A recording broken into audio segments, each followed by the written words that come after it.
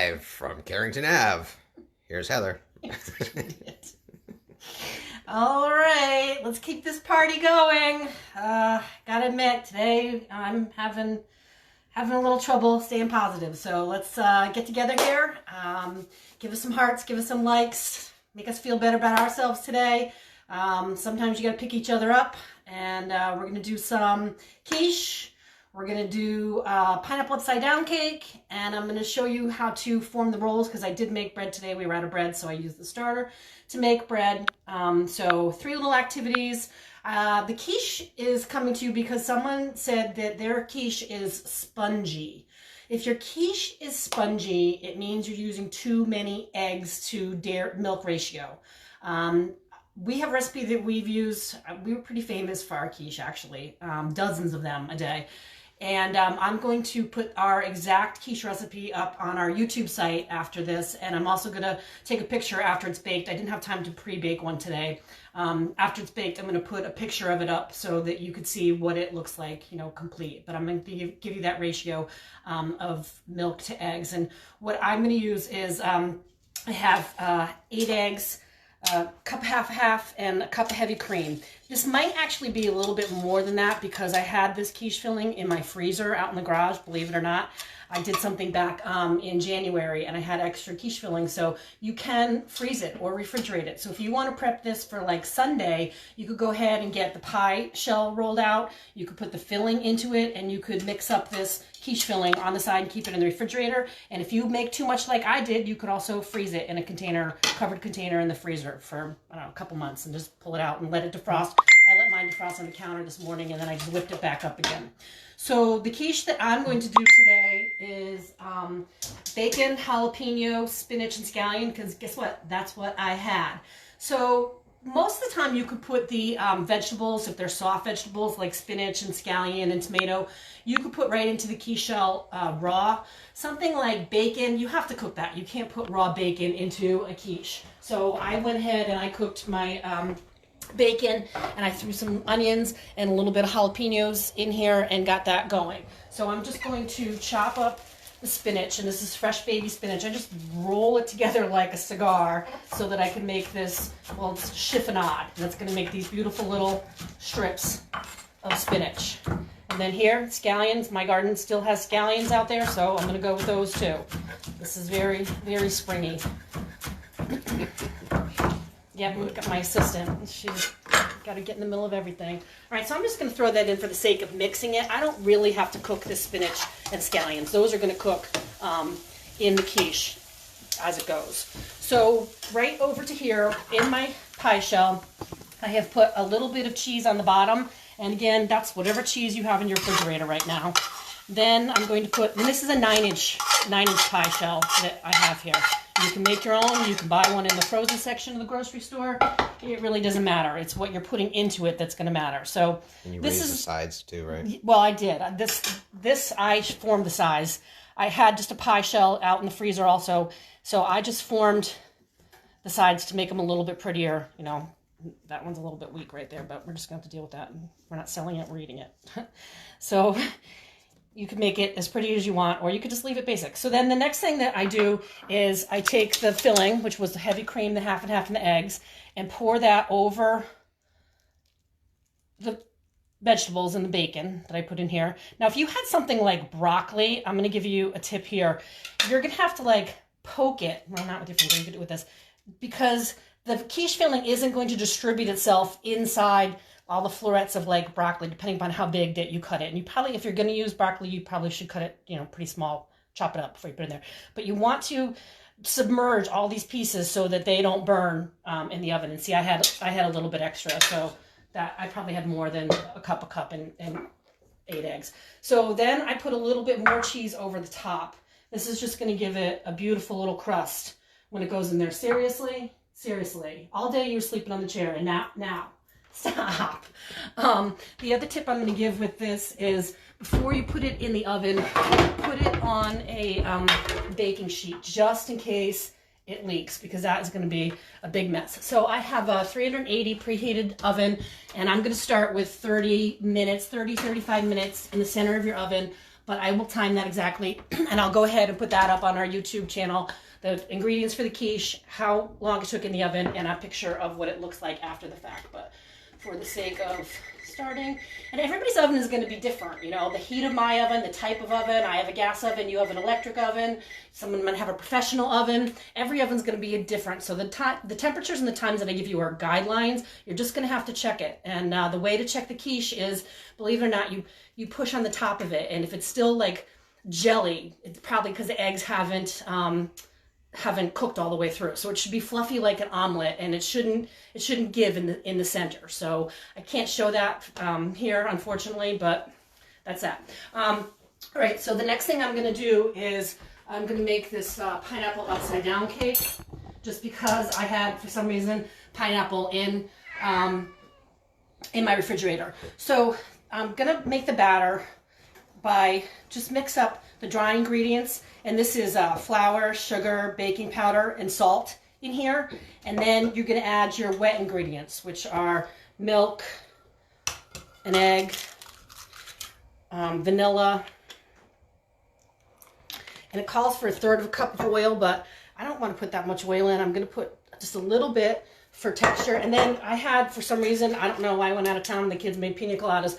I had this pina colada mix, so I'm going to put that in as a little bit more of my liquid, because why not? Coconut and pineapple will make us feel like we're in the islands on vacation.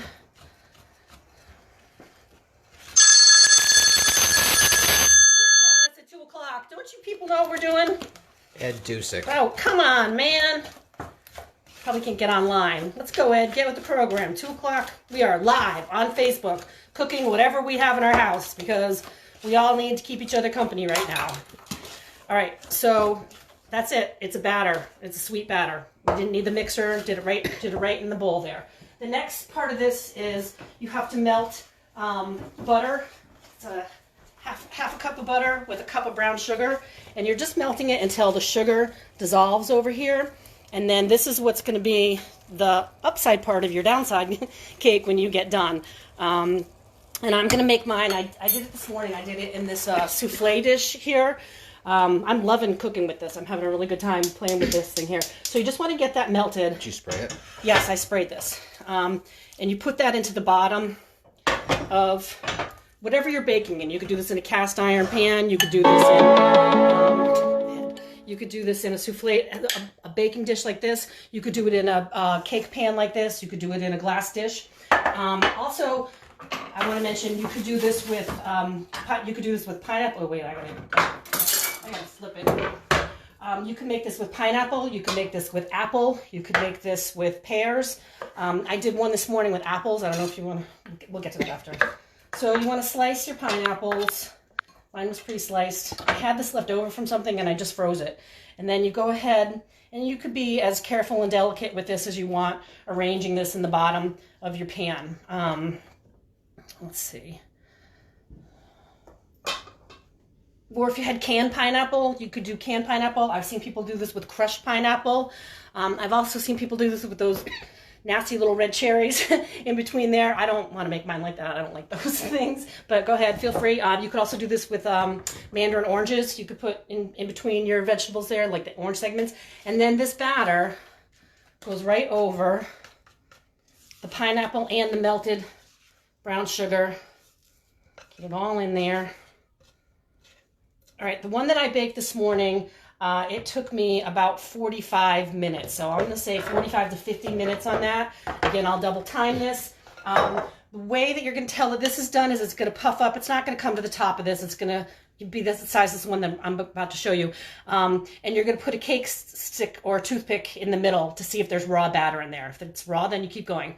When it comes out of the oven, you want to just take a knife around the edge, just loosen it a little bit, and then you're going to wait probably 5 minutes, okay? If you wait too long, that sugar is going to harden on the bottom, and it's never going to come out. If you don't wait long enough, you're going to flip it out, and it's just going to be like a whole mess. So I'm just going to show you how, when it came out of the oven, so pretend this was my cake, and it came out of the oven. What I did was I put a plate over the top of it after the 5 minutes, and I flipped the whole thing.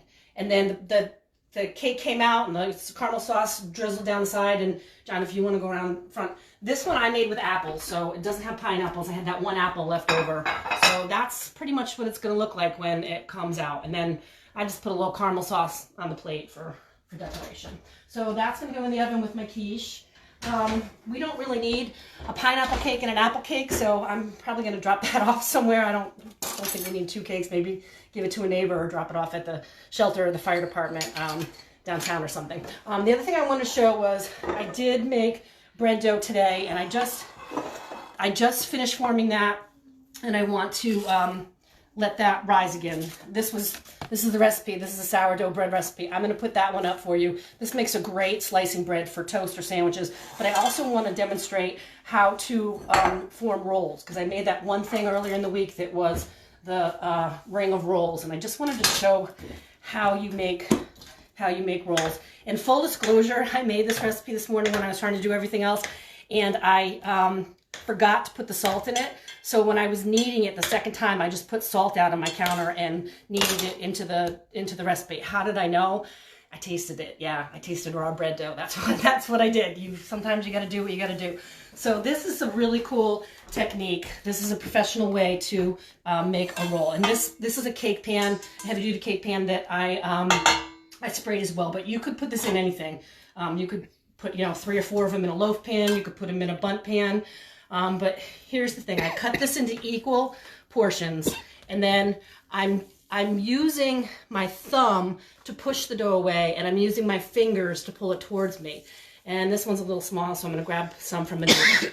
So this is a technique that you just have to practice. You're moving your thumb and your hand to roll it together tight so that you see all this air that's in here. You don't want to have holes in your rolls. So that's the reason that you roll it up nice and tight like that. Now, when it goes in the pan, it goes next to its neighbor, but not touching. And when it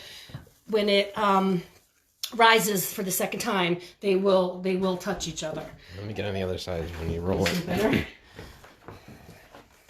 So I'm trying to do it slow, but it's just something that I've practiced my whole life, 35 years of baking.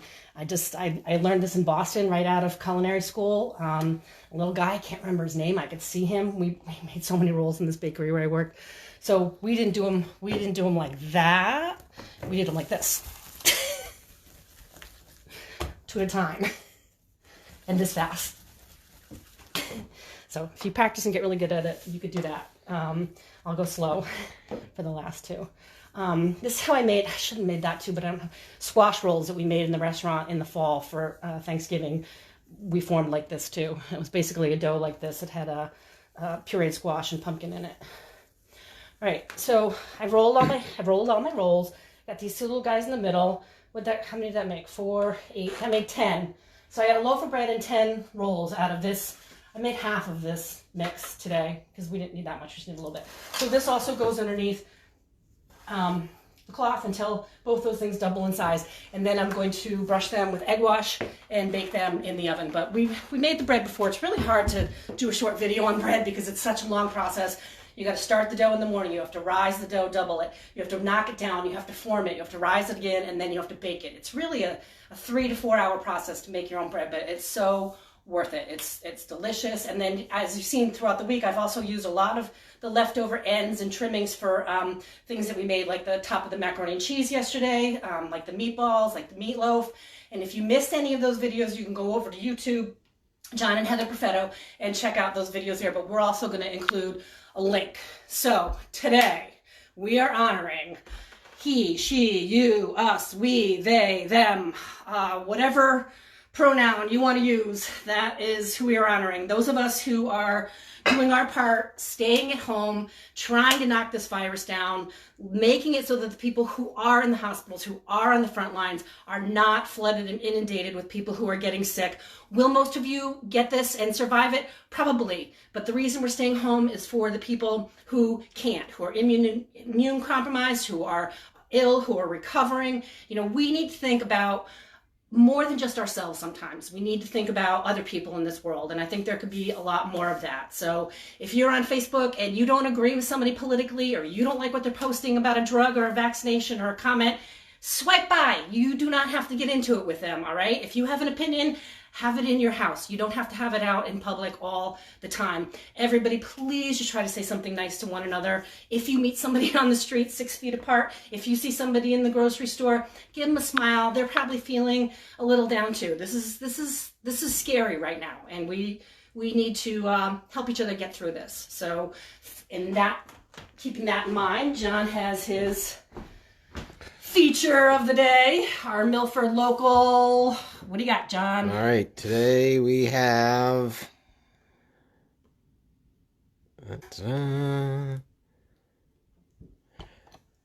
scratch baking.